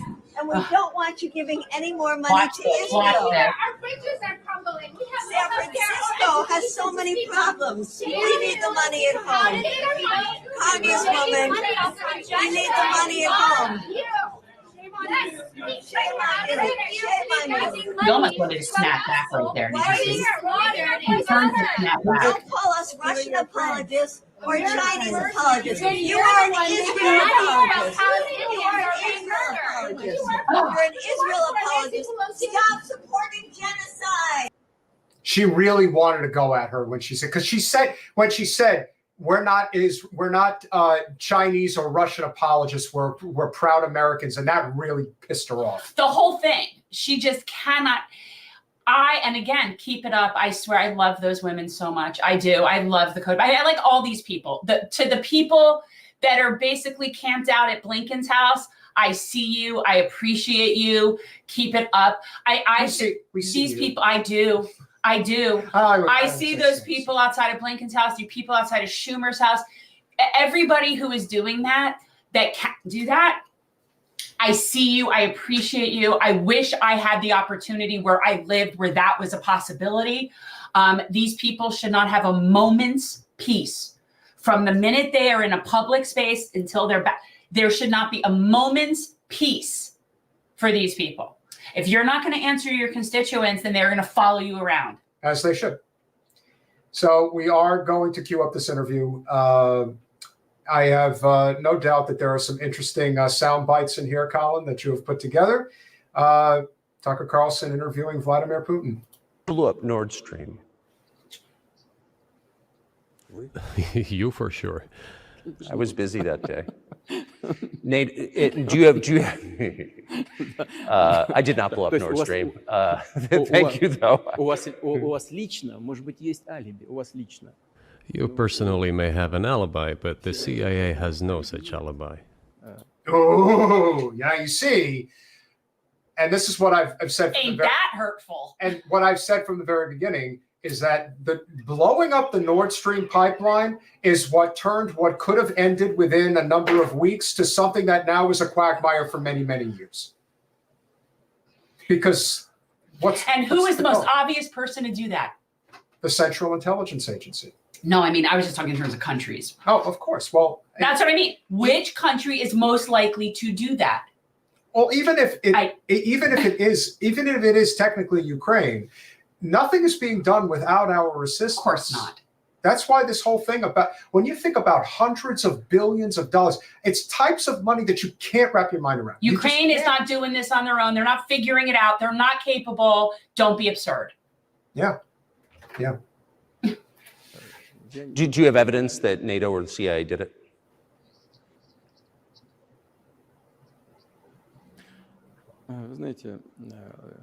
You know, I won't get into details, but people always say in such cases, look for someone who is interested. But in this case, we should not only look for someone who is interested, but also for someone who has capabilities. Because there may be many people interested, but not all of them are capable of sinking to the bottom of the Baltic Sea and carrying out this explosion. These two components should be connected. Who is interested and who is capable of doing it? But I'm confused. I mean, that's the biggest act of industrial terrorism ever. And therein lies the rub, and Tucker's absolutely right about this. You can't have an environmental movement in this country led by somebody who isn't even from here, like Greta Thunberg, and not say a single word about the blowing up of the Nord Stream pipeline. It's the biggest ecological disaster in the history of the world, and it's not close. Okay, so this is the first time I've ever listened to Putin, and I know it's not his voice. Because you hear Putin speak. Yes, no. What I mean is, it's the first time I ever listened to him in any capacity. So what he's saying is, you look to the person who has the most to gain and the capability to pull it off. So this means that this is an individual using reason. And what's fascinating is that how fast somebody like Hillary would discount a statement that is the most logical, reasonable type of thing to say about anything. Can I just point out listen, I know Tucker Carlson is tall, but he looks like a giant. I just said to you, Tucker Carlson's really tall, but obviously Putin is small. Oh my God. Oh, Putin. Ay, poor guy. He needs. I don't want to hear any of the commentary about I was just that. going That to just say pissed pants him for off. him. The pants are too short. Yes, they're a little too short. Okay. And it's the largest emission of CO2 in history. Okay, so if you had evidence, and presumably given your security services, your intel services, you would, that NATO, the US, CIA, the West did this, why wouldn't you present it and win a propaganda victory?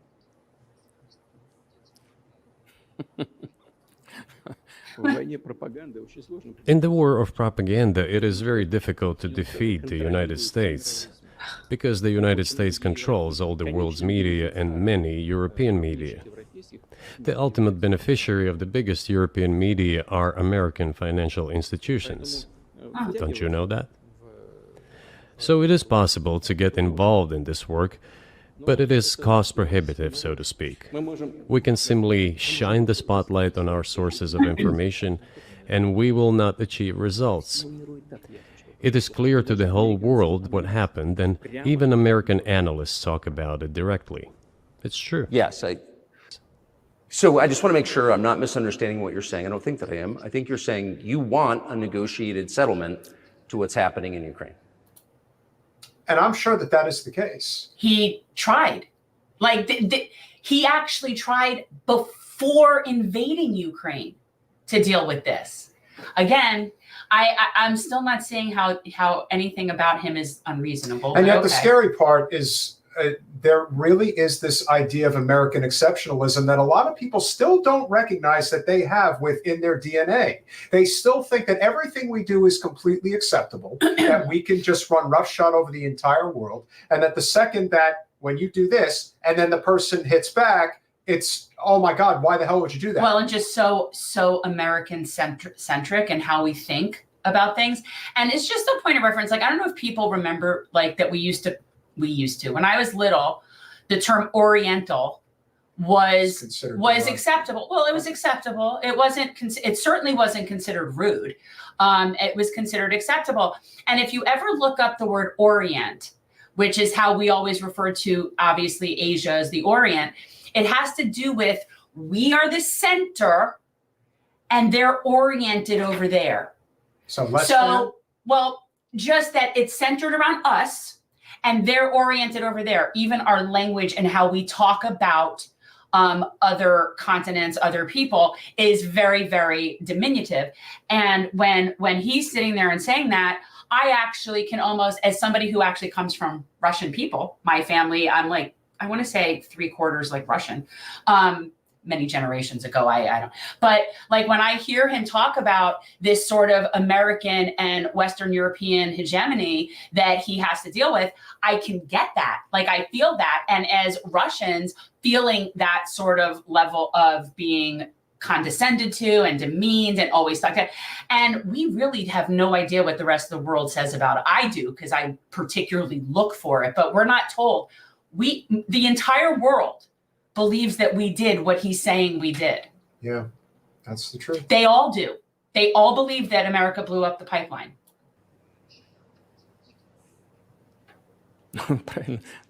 Right. And we made it. We prepared a huge document in Istanbul that was initialed by the head of the Ukrainian delegation. He affixed his signature to some of the provisions, not to all of it. He put his signature, and then he himself said, we were ready to sign it and the war would have been over long ago, 18 months ago. However, Prime Minister Johnson came, talked us out of it, and we missed that chance. Well, you missed it, you made a mistake. Let them get back to that, that is all. A coup d'etat was committed, although I shall not delve into details now, as I find doing it inappropriate, the US told us. Calm Yanukovych down, and we will calm the opposition. Let the situation unfold in the scenario of a political settlement. We said, all right, agreed, let's do it this way. As the Americans requested, Yanukovych did use neither the armed forces nor the police, yet the armed opposition committed a coup in Kiev. What is that supposed to mean? Who do you think you are? I wanted to ask the then U.S. leadership. With the back. We just cannot stay out of everybody's business. It's truly unbelievable. So, and don't think for a second that Prime Minister Boris Johnson was not working on the behest of the United States State Department. And by the way, this this narrative, this version is exactly tracks what is in Medea Benjamin's book. It tracks, if you were to sit there and piece together the timing of like Minsk agreement, Minsk II agreement, prior to this, before the invasion, the conversations, the negotiations, and then the sabotaging that has happened, both from the UK and from us, in terms of them settling this. And that's where, when we had the conversation with Dylan Burns, and he says, I don't take into consideration what Medea Benjamin Not just her, but it's like it's just basically, if you have to document a whole history there, and it's what he's saying is accurate. It's like, I don't understand. And we'll break it down afterwards, but it's like the whole, it's equating what happened on October 7th with all of a sudden the, Hamas just decided that they were just going to attack. They broke I love this. They broke the ceasefire. Even though 700 Palestinians had already been murdered that year. Okay, first of all, there was never a ceasefire because, well, first of all, it should never be called a ceasefire because it's not a war. It's not two factions. It's a genocide, and it's shooting fish in a barrel. But yeah, there's no ceasefire.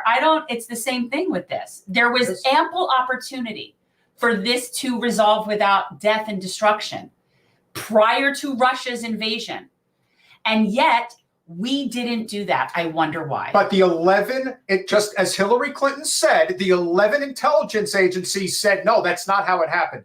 Putin just decided to attack, and we have to do something. Except it isn't just intelligence agencies. I've been looking into this, like, since this happened enough, like reading enough, researching, listening to professors and experts and people. Yeah, this is what happened. There was ample opportunity to settle this prior to any of this happening. That's for sure. King of whom? With the backing of CIA, of course. The organization you wanted to join back in the day, as I understand.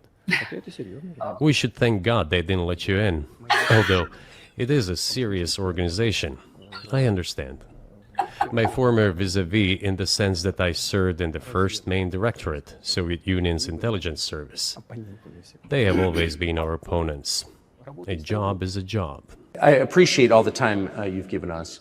I just got to ask you one last question, and that's about someone who's very famous in the United States, probably not here, Evan Gershkovich, who's the Wall Street Journal reporter. He's 32, and he's been in prison for almost a year.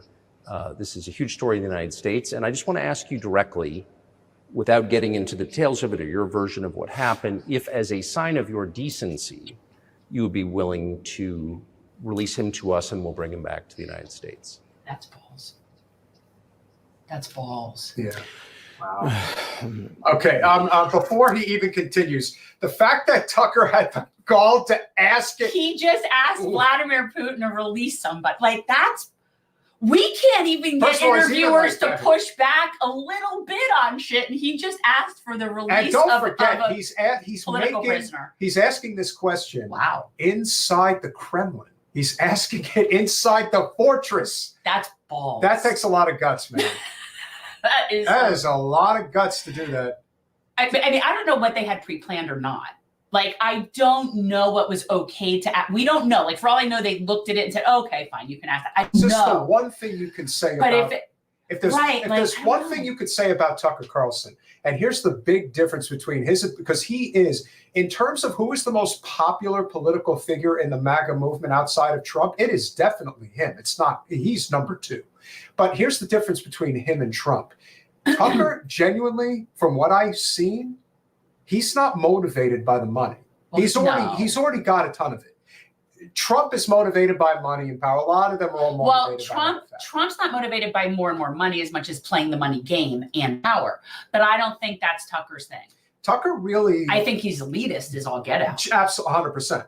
But the fact that he asked that question, I haven't even heard the response yet. But no, let's hear the response. That's balls. It is very, very ballsy. Yeah. Oh, did you screw it up? I did, but I will fix it. And that's about someone who's very famous in the United States, probably not here, Evan Gershkovich, the Wall Street Journal. And I just want to ask you directly, without getting into the details of it or your version of what happened, if as a sign of your decency, you would be willing to release him to us and we'll bring him back to the United States.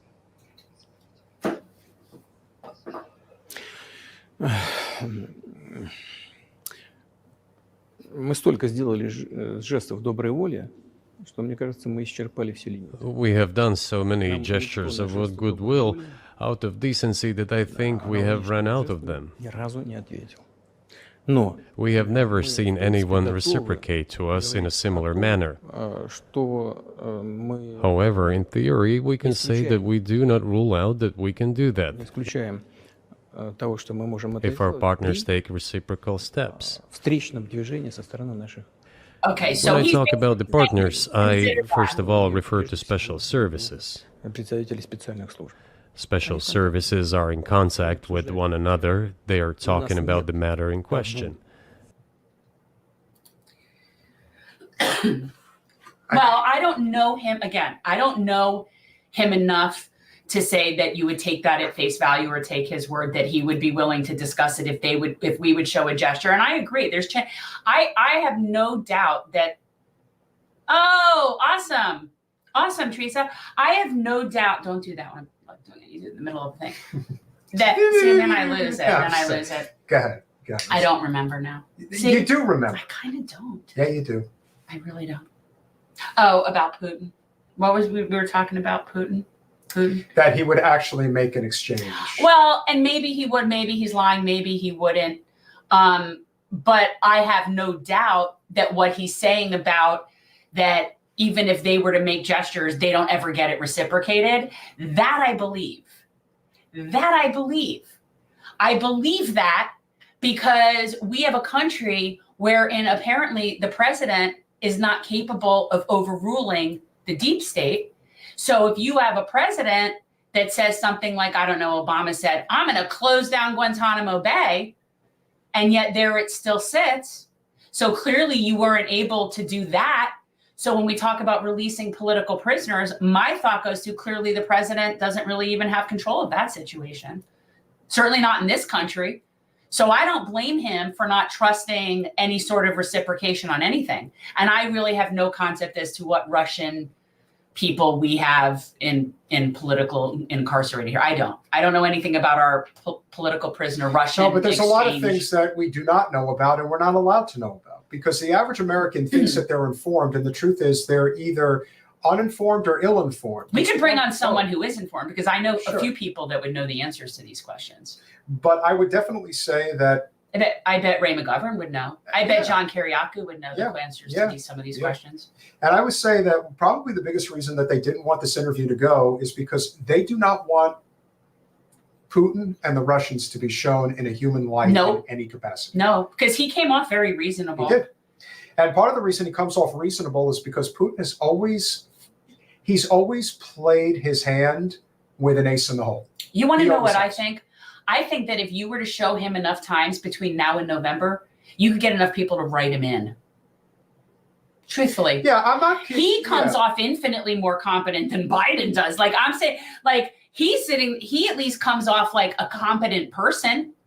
So I'm just saying, it's like if you're going to be showing us clips of Joe and Trump, if you were to sprinkle Putin in there, enough people would probably write him in and think he's valid. Certainly one of the more memorable moments when everybody was losing their minds back in 2017, 2018, when Trump and Putin finally met face to face. You know, one thing that gets overlooked is that Trump was the first person to extend his hand to Putin to shake his hand. And they hated that. Putin was waiting there. He wasn't going to do it. He's like, oh, okay, I guess I'll shake it now. It's all psychological warfare. That's all that is. And that's all it's ever been. It's not about whether Putin's right or wrong. Most people don't know, and they don't care. Can I tell you, this is one of those things. This is one of those things that you wouldn't have, I don't think, with women. This particular type of like pissing match thing. I don't think so. I don't think that I just don't see it that way. Like that whole description you just had, I'm like, if that were two women, no, it just wouldn't go that way. How do you think it would go? It would go, we'd meet, we'd say hi, we'd sit down, we would have a chat. Nobody's going to there's no handshake posturing and cock walking and whatever you're doing. It's like you're meeting somebody. You sit down, you have a talk. Like there wouldn't have been any, there's no thought process in some sort of like domination or strategy in a meeting. That's a very, like, I think, kind of dominating mindset to have, that you approach a meeting with the strategy in terms of how you, that's just weird. And I get it. You're probably right. And that probably does happen. And then it was just, again, a thought like, we women, that would not be a thing. Colin, please drop the last clip. So we need to hear how the State Department reacted to this interview, because Lord knows this is, if anything, it's Ryan Grimm's buddy, John Kirby, who has. He's like, he reminds me of a vampire. So he's the guy from Count Chocula. So that would be a really good story time, would be him as the Count from Count Chocula. Yes. All right. So let's hear what he has to say. Do you have any concern that Tucker Carlson's interview with Vladimir Putin could further erode support for Ukraine aid in the United States?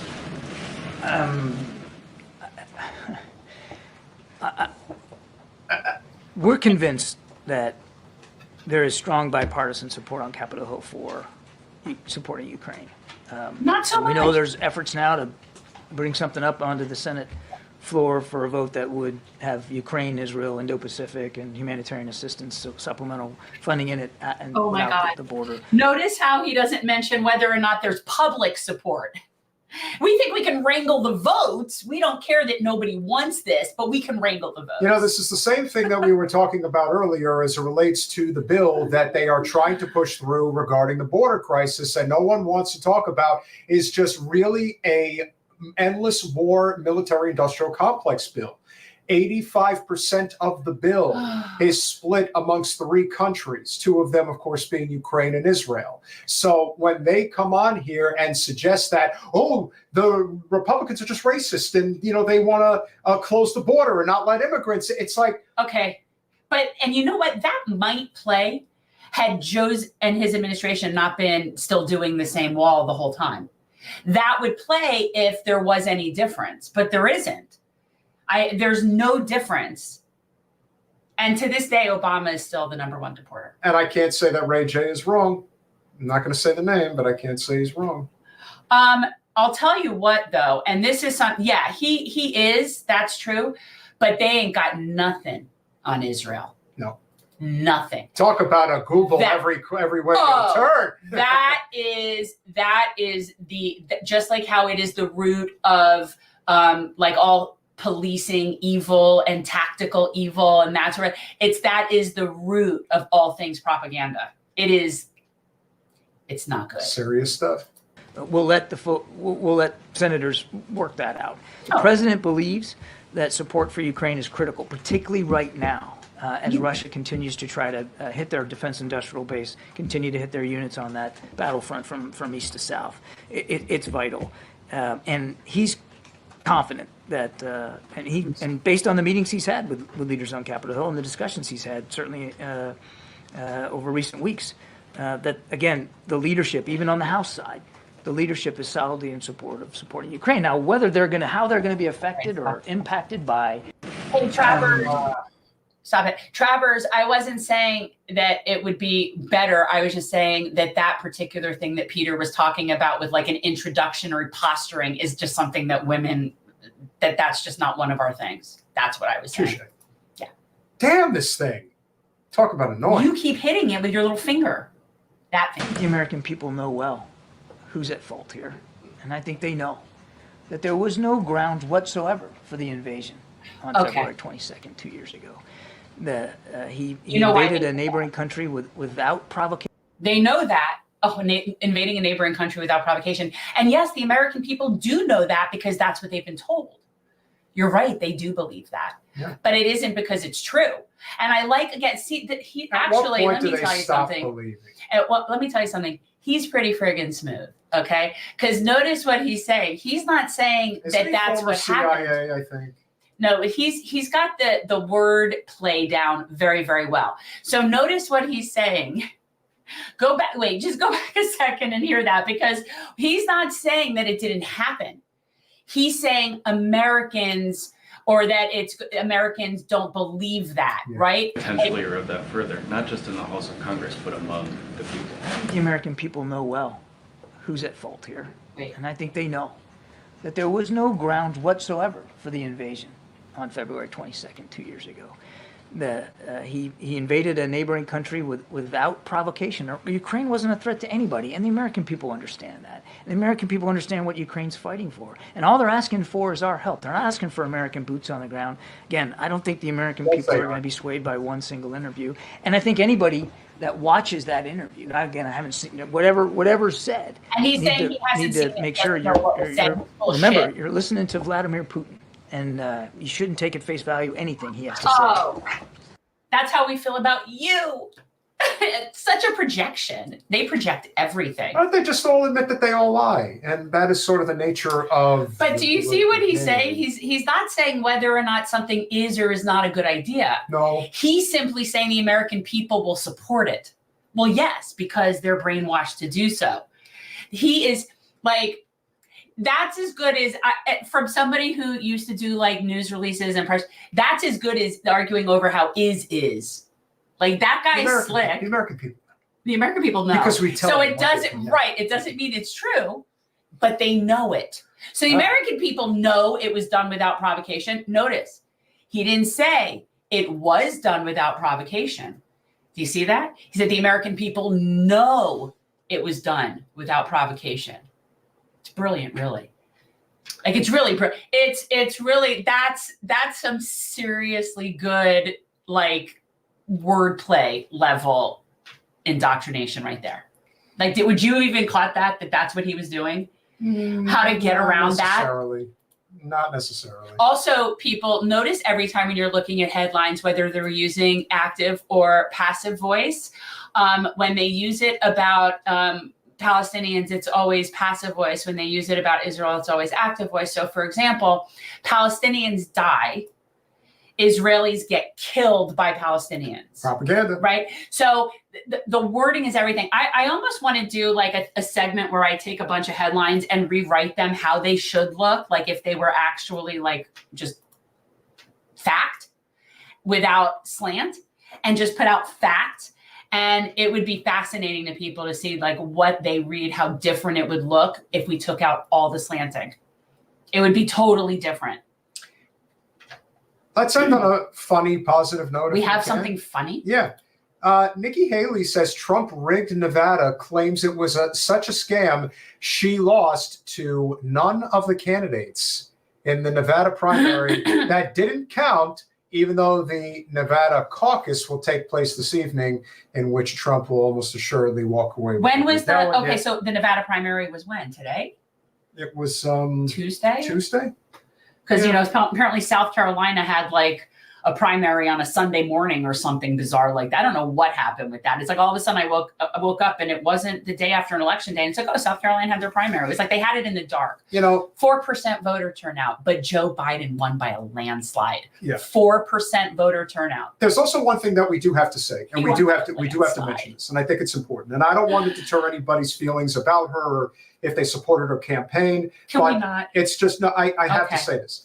It is important for people to understand that when it comes to, in the case of Marianne Williamson's presidential campaign, she is shutting it down right now. I'm sure she probably would have liked to have run forever like Nikki Haley's going to do. But here's the difference between Nikki Haley's campaign and Marianne Williamson's campaign. Nikki Haley doesn't have a problem with money. Marianne Williamson's campaign is in the hole $600,000 as of right now. That doesn't mean that there isn't a bunch of contracts out there that still need to be fulfilled. And that means that the number is going to get even higher, which is certainly possible. So remember this about politics. There are people out there who can espouse a good message. Donald Trump has espoused many great messages in his day, and he's still who he is. That doesn't change. And the same is true for anybody else. So when Nikki Haley gets on the megahorn, even on Fox News, and says, they rigged the election in Nevada, how come the entire media apparatus isn't breathing down her neck saying, how dare you say that they rigged the election? Our elections have total integrity in this country.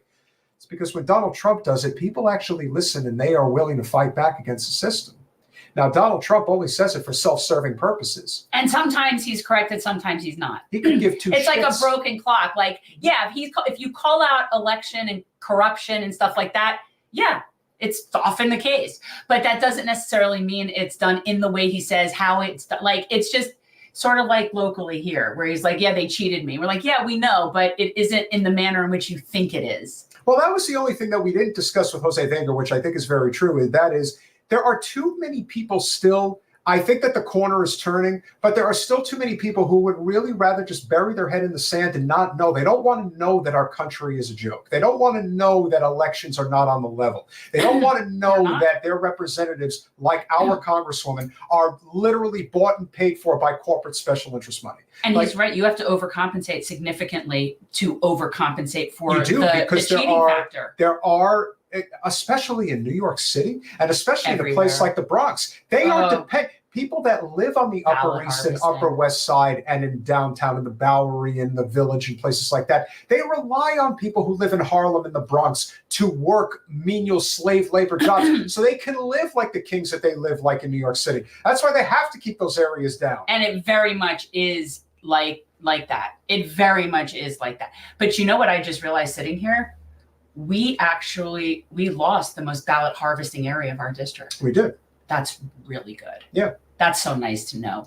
We have a lot of ballot harvesting down here. Yeah, but we in have a lot some of problems with honest elections, which is what a lot of people are just hoping that we can have. And of course, the communities that always end up getting taken advantage of are ones that need the most help. Now, thankfully, the representative in the district north of us, Sheila Sherfulis McCormick, seems to care a considerable amount more than the previous representative who was there for a generation and basically wasn't really there for the past 10 years of his representation, to the point in which the last 2 to 3 terms that he was elected in that seat, and of course was elected pretty much by proxy, if we're being honest, our congresswoman was taking his votes for him, or was ultimately deciding how to vote for him, which is even more fun. Isn't that nice? Isn't that special? Ain't that special? And so now you have a case where Nikki is going to try to hang around as long as possible. But what's the point? Well, again, if I would say it about, here's the thing, I'm going to be completely consistent, okay? Because I have to be consistent. So if I would say this about, let's say, Dr. West, because I'm a Dr. West supporter and I know that he's not going to win, but I still support the campaign and what he's doing and all of that. And so I do not know enough about her campaign or her mission or what she's doing. I really don't. And I'm not going to determine like what her followers are into.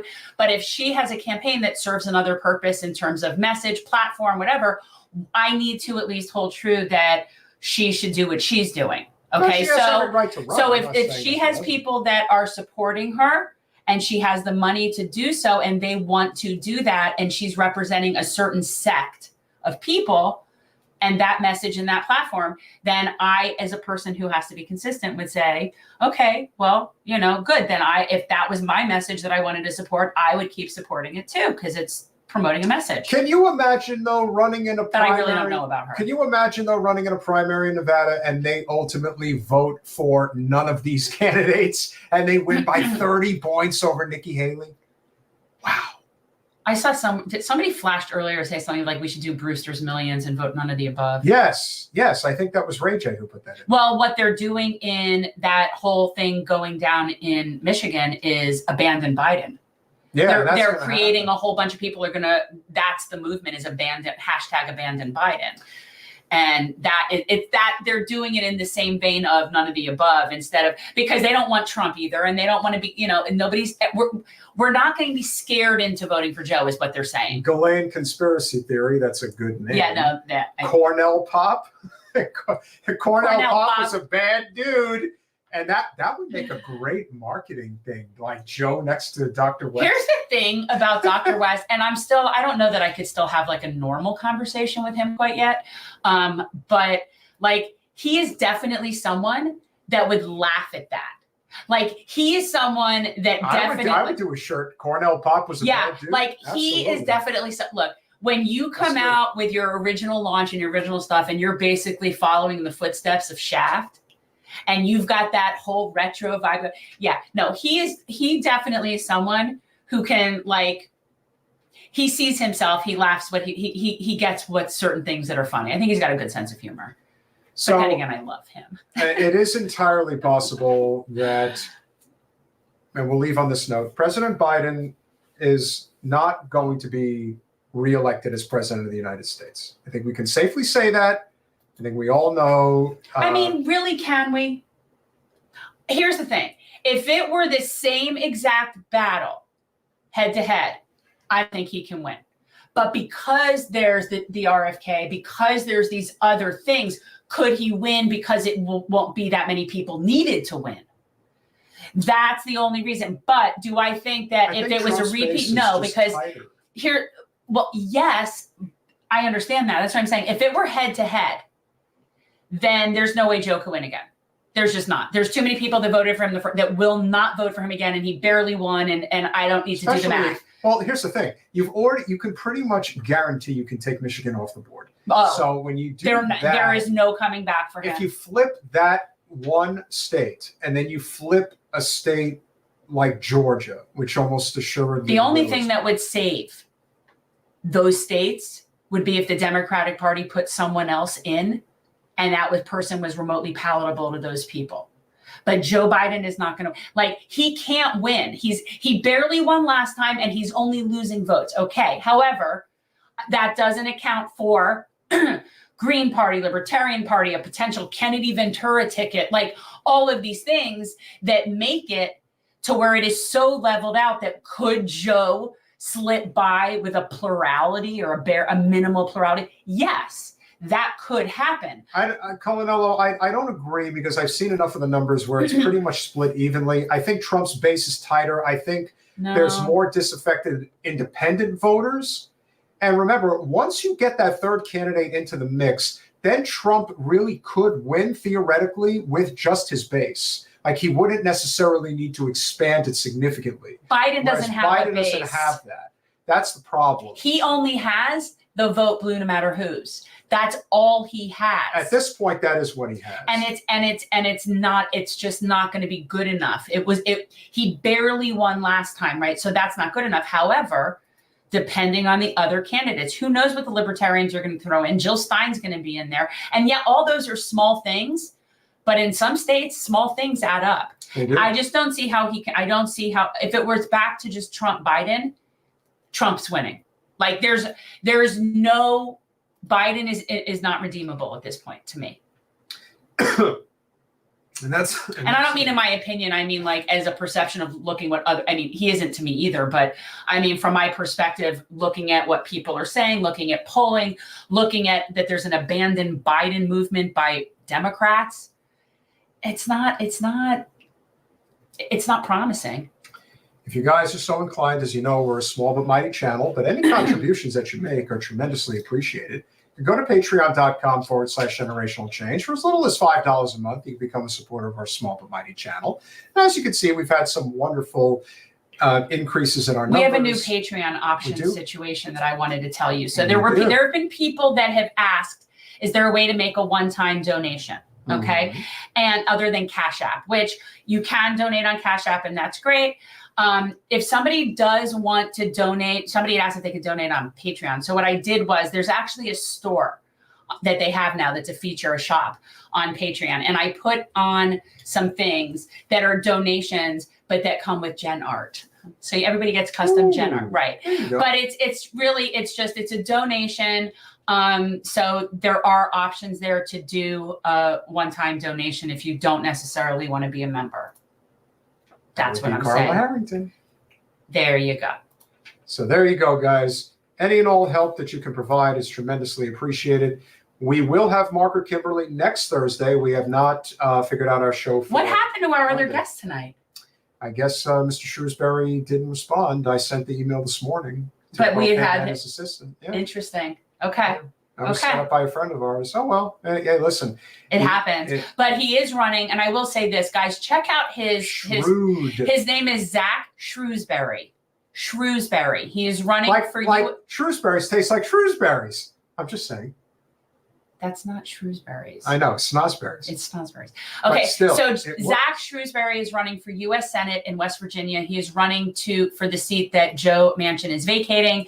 And I did a little research into Zach. He is somebody that is like, his grandfather was a coal miner, and he is also the coal miner's daughter.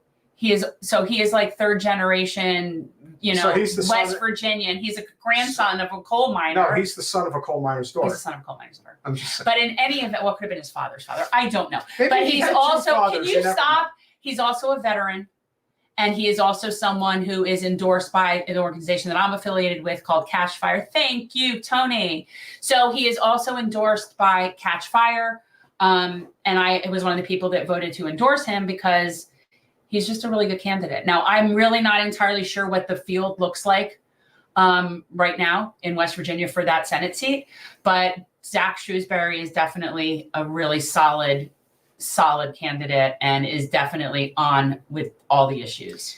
So even if let's leave on this note. Can you imagine replacing Manchin with someone like that? Seriously. That'd be great, but it's not going to happen. It could happen. I don't know. Why not? It's an open seat now. Because the governor of West Virginia we don't like is him. Running for the Senate. I know, and he is popular. He's going to win.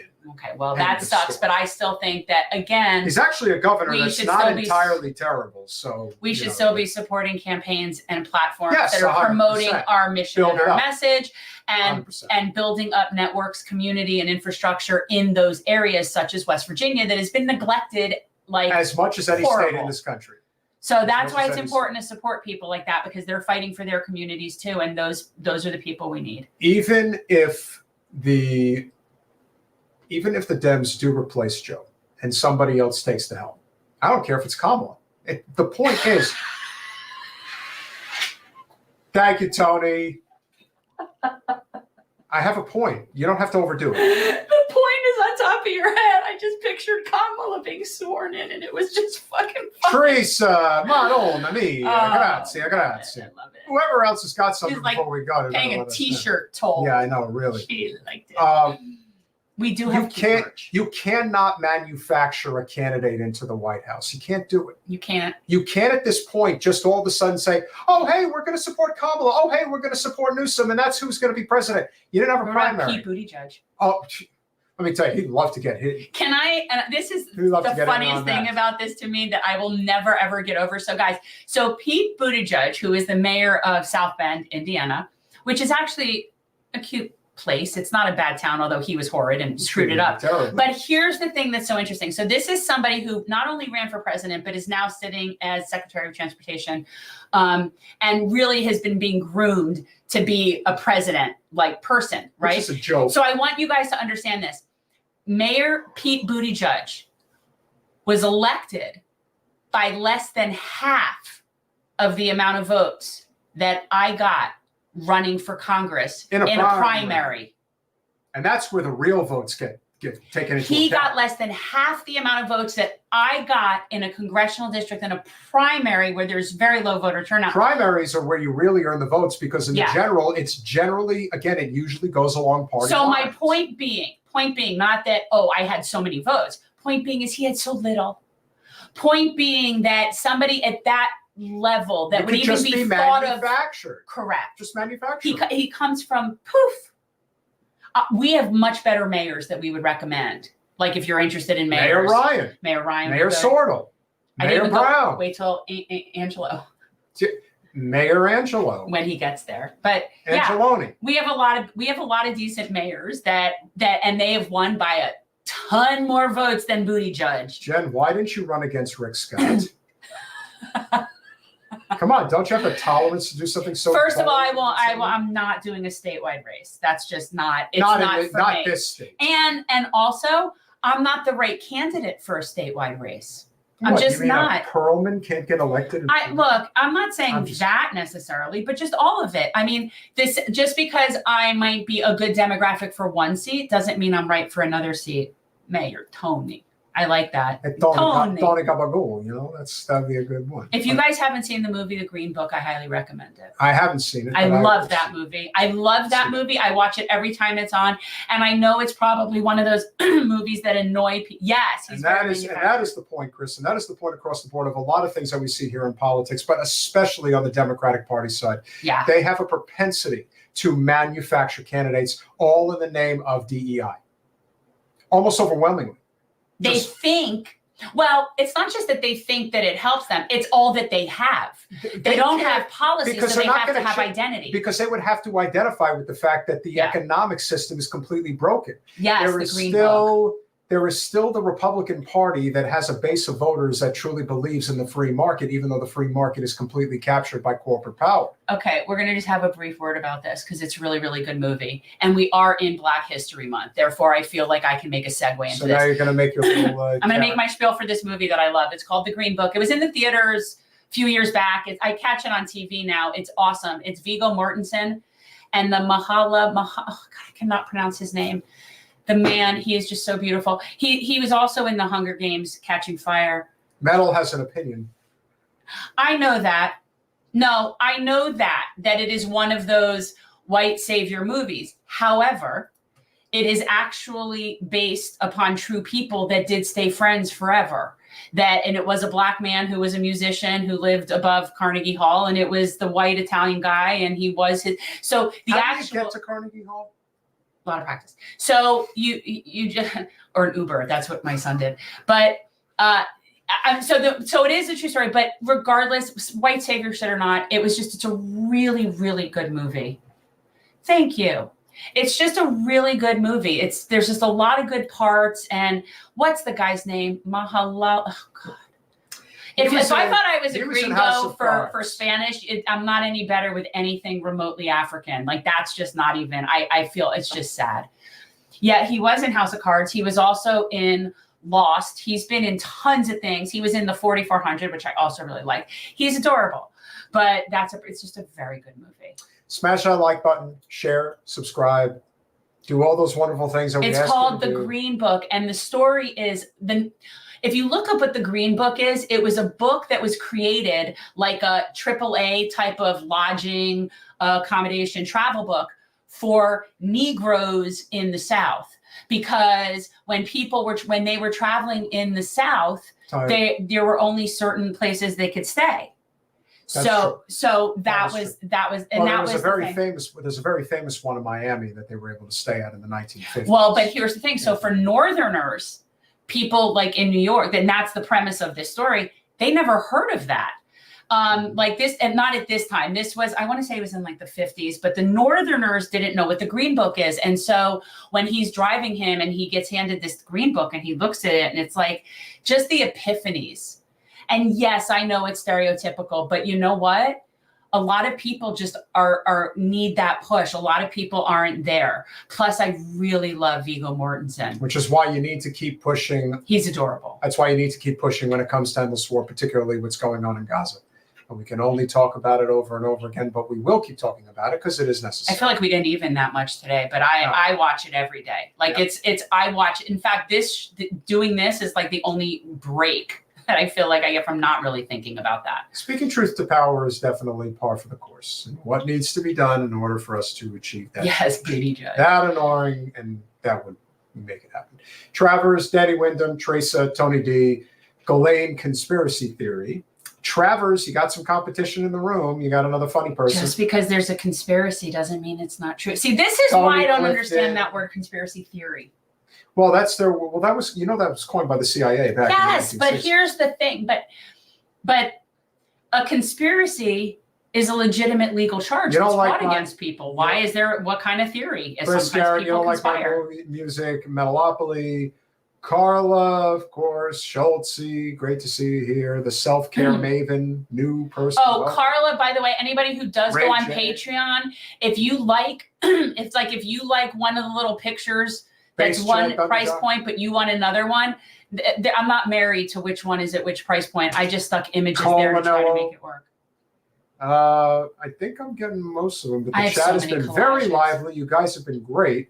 Like I said, we haven't decided yet what we're going to do on Monday, but we hope you enjoyed the conversation. On Monday? Yes, on Monday. It's another Manic Monday. That's when we'll see you again. Do we not have anything? We'll come up with something. We'll talk about the Super Bowl. Go Niners. San Francisco 27, Kansas City 24. That's your pick? That's my decision. Are you in anything that there's money on the line? No, because if I bet, I always lose, and I don't want to put it out there. It's only fun. All I can say is that I've seen the commercials of Travis Kelce, and now I saw the commercial for George Kittle. I prefer the George Kittle commercial. Did I ever tell you the time I came in second place and won money in an office pool for you did. For the Final Four without knowing a single freaking thing? Yeah, I knew nothing. Just pick the teams that look cute. I picked the teams based on names, on colors. I came in second. I got a little bit of money. No, that's like that's like the women, and it's always women that show up. That's so rude. It's always the women that show up at the poker table, do not know anything. They just want to sit down, have a good time, and the next thing you know, they're winning everything. Okay, here's the thing. I would never sit down at a card table if I did not know what I was doing. That's disrespectful to other people that are there. That is rude. I would never do that. And if I did do that, I would expect to get my ass kicked. I think you sit down at a table and you're not doing it right, somebody's going to kick your ass. Now that I won't do. But an office pool, I will do. We have a good friend that is from down here but relocated to Georgia, who is a diehard 49er fan. It's been a long time coming for him. Who?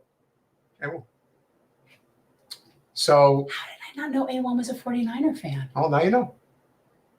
So that's my prediction, Jen. We both would now I'm definitely rooting for San Francisco. I didn't know A1 was a San Francisco fan. I was just rooting for them because I'm really over the Chiefs. Steve, thanks for checking in late, but we're happy to have you here. And yes, that is exactly around the time when it was coined.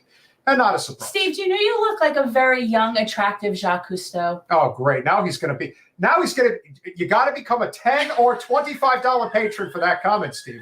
You know that's playing on the heartstrings there, buddy. You know that you got to be.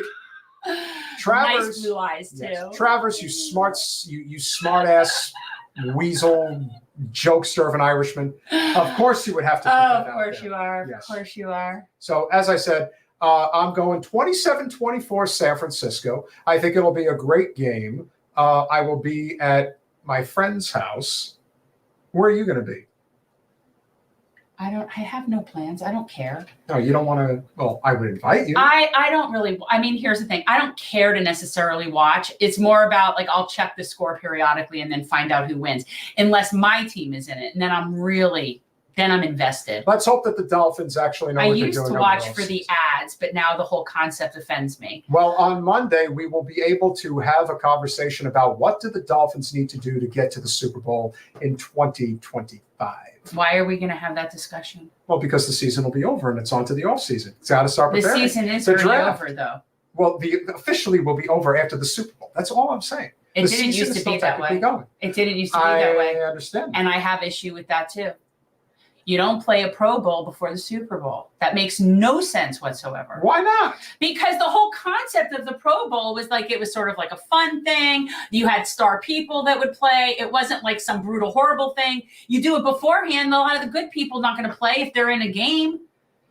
It just doesn't make any sense. You want the best people to play in the Pro Bowl. That's what made it fun. That's what made it the Pro Bowl. The best people don't play in the Pro Bowl anymore. That's not, now it's more like the Harlem Globetrotters. Anyway. I think it's it's generally been that way. I don't agree with a lot of things about any of this stuff. I'm old school. Again, I don't like that the new Dolphin doesn't have a helmet on the mascot, on the logo. Oh, you like that helmet instead of the new one? Oh, I don't know. I mean, old school, baby. I like my starter jacket still has the old logo on it. I'm going to, you know what? Start wearing my starter jacket. Tony Clifton thinks he can buy his way out just by donating, but lets you know that he is a Buffalo Bills fan. Listen, you're both long-suffering franchises. You know what, though? But I don't have a beef with Bills. Buffalo's never won. Of all the other teams in the division, I've always been less annoyed. And plus, I've also had a lot of respect for Jim Kelly. He was around the same year as Dan, and they were kind of friends. And I don't know. I always felt bad for Scott Norwood. I remember that. Right. Oh, that was horrible. I mean, that's one of my I have no dislike for the Bills other than it's a division rival. Right. It's not like how I feel about the Patriots or the Jets. Well, with that said, we appreciate you all. Make sure you smash that like button, share, subscribe, do all those wonderful things we ask you to do. You live in Buffalo. This crowd has been great this evening. I like Buffalo. Buffalo sauce. I'm going to go back at some point. I'm going to go back and hang with India and whatever. Maybe I'll get to meet Tony Clifton. I like Buffalo. Good city. We appreciate you all. Bye, We'll all. see you Monday.